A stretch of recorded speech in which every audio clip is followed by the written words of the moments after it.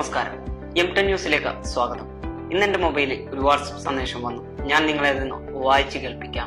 മഞ്ചേരിയിൽ ഇനി മുതൽ സീൽ ചെയ്ത നല്ല മാംസാഹാരങ്ങൾ കഴിക്കാം. നഗരസഭയുടെ അറവുശാലയിൽ പുതിയ വെറ്റിനറി ഡോക്ടർ നിയമിതനായി. അനധികൃത അറവുശാലകൾക്കും മാംസവിതരണ സ്ഥാപനങ്ങൾക്കുമെതിരെ നടപടികൾ ഉടൻ കർശനമാക്കും. വായിച്ചു കേൾക്കുമ്പോൾ എത്ര സുന്ദരം എന്ന് പറയാതിരിക്കാനാകില്ല. തിരഞ്ഞെടുപ്പെടുത്തതോടെ ഇത്തരം യമണ്ടൻ വാർത്തകൾ ഇനിയും പ്രതീക്ഷിക്കാം. 60 ലക്ഷം രൂപ ചെലവിൽ മഞ്ചേരിയിൽ ആധുനിക അറവുശാല പ്രവർത്തനം തുടങ്ങിയത് 2003 അന്നത്തെ ഭരണസമിതിക്ക് കീഴിലാണ്. വൃത്തിയുള്ള മാംസം ജനങ്ങൾക്ക് നൽകുക, അതുവഴി ആരോഗ്യപൂർണമായ ഒരു ശീലം നമ്മളിൽ വളർത്തിയെടുക്കുക എന്നതായിരുന്നു പ്രാരംഭ ലക്ഷ്യം. കാലം ഫാസ്റ്റ് പാസഞ്ചർ പോലെ അതിവേഗം കടന്നുപോയി. അറവുശാല വൃത്തിയാക്കുന്നതിനോ നവീകരിക്കുന്നതിനോ നഗരസഭാ അധികൃതർ മറന്നുപോയി. അതോടെ അവിടുത്തെ ഉപകരണങ്ങളും നശിച്ചു തുടങ്ങി.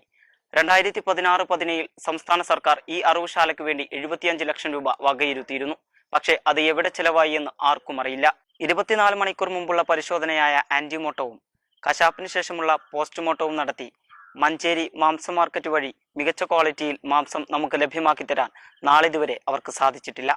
ഒരു മാസം മുമ്പ് M10 ന്യൂസ് സംഘം ഇവിടം സന്ദർശിക്കുകയും ഇതേക്കുറിച്ച് ഒരു ന്യൂസ് തയ്യാറാക്കുകയും ചെയ്തിരുന്നു. അതിന്റെ ചില ദൃശ്യങ്ങൾ നമുക്ക് കാണാം. മൂക്ക് പൊത്താതെ ഇതുവഴി നടക്കാനാകില്ല. പ്രോപ്പറായിട്ടുള്ള ഡ്രെയിനേജ് സിസ്റ്റം ഈ സ്ഥാപനത്തിനില്ല. നല്ല മഴ പെയ്താൽ അറവുശാല മാലിന്യങ്ങൾ പരന്നൊഴുകുന്നത് കാരണം പരിസരവാസികൾക്കുള്ള ദുരിതം വേറെ. ജനങ്ങൾ ശ്രദ്ധിക്കുന്നു എന്ന് തോന്നിയതിനാലാവണം ഇത്ര ധൃതിപ്പെട്ടു പുറം ചുമര് പെയിന്റ് അടിച്ചതും വെറ്റിനറി ഡോക്ടറെ നിയമിച്ചതും സീൽ ചെയ്ത മാംസം ജനങ്ങളിലെത്തിക്കുമെന്ന് കുട്ടിഘോഷിച്ചതും. 2 പാട്ട പെയിന്റ് വെള്ളം ചേർത്ത് ചുമരിൽ പൂശിയാലും വെണ്ടക്കാക്ഷരത്തിൽ അറവുശാല എന്നെഴുതിയാലും ആധുനികത ഉണ്ടാവില്ല. അതിന് ഭരിക്കുന്നവർക്ക് കാഴ്ചപ്പാടുകൾ വേണം. വരും തലമുറയെക്കുറിച്ചുള്ള ചിന്ത വേണം.